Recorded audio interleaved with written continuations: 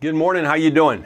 Hey, hope you're having a great end to your summer. And I want to share something I picked up from Bob Goff and a little story because I've been traveling and I got home the other night. Well, I'll get to that in just a moment. The Apostle Paul did some traveling and he was on his way to Rome. He was in captivity, but God had told him he was going to Rome. And a lot of stuff happened. And then there's a shipwreck and there's storms and all kinds of stuff.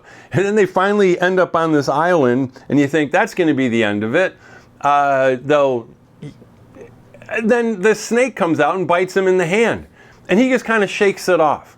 Bob Goff shed some light on that. In Acts 28:5 it says, "But Paul shook the snake off into the fire and suffered no ill effects." How do you feel about snakes? I was just watching some America's Got Talent or something like that, and some guy brings a rattlesnake out there. You can see the rattle going, and the judges are freaking out. Most people don't like snake. Bob Goff says he was invited to a friend's ranch to go hunting for elk. He said he's not a big game hunter. He just is kind of concerned that someday the elk are going to take up arms, and he doesn't want the elk coming after him. I don't think he has to worry too much about that. But anyway, he was sitting there in a Jeep, and one of the other guests walked up and threw a 4-foot-long snake into his lap. And he said, "I don't know about you, but in my book, everything's a rattlesnake until proven otherwise."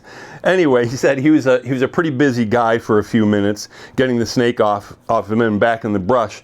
And then he asked the guy, like, "Why did you do that?" And all he could get out of him was, "There's no need to worry since it wasn't a rattlesnake." Yeah, with friends like that, who needs enemies? But Paul encounters the snake. He was on his way to Rome, and he got shipwrecked with a few hundred other people on the island of Malta. I was on Malta just about 7 years ago.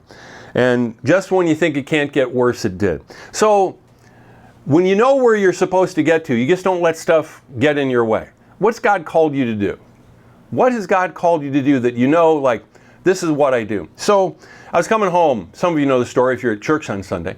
But it's a pretty crazy story, in my opinion. And here's one component I didn't mention Sunday morning. Obviously, I got there for Sunday morning to preach. So you know the end of the story.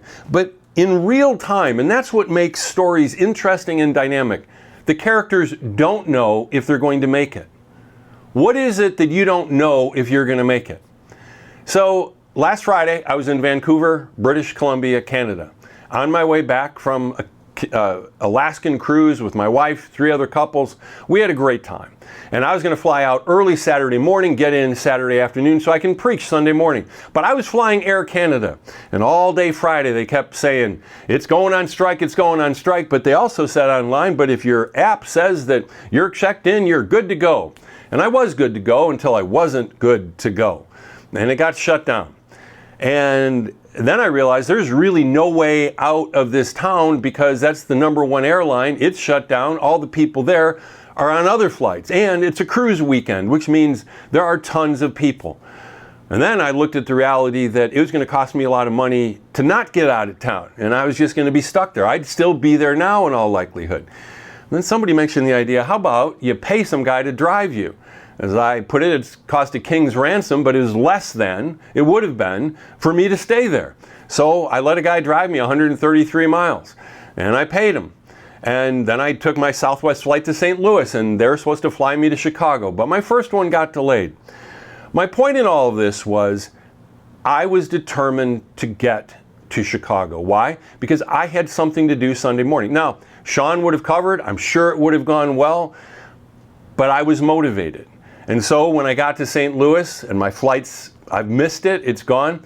It's good to have a friend named Butch who happens to have a car that he's willing to loan you. I mean, how do you make this story up? The last thing I wanted to do is drive 4 hours, but you know what? God gave me the grace to drive the 4 hours. I never even got out of the car, just drove 4 hours, got home at midnight, and I was able to preach. What are you trying to get to? Where are you trying to go? Trust God to get you there. It's His plan to get you to the finish line. The Apostle Paul, shipwrecked, storms, bitten by a snake, he just shakes it off. Why? Because he knew God had called him somewhere. Trust God to get you where you're going. Have a great week.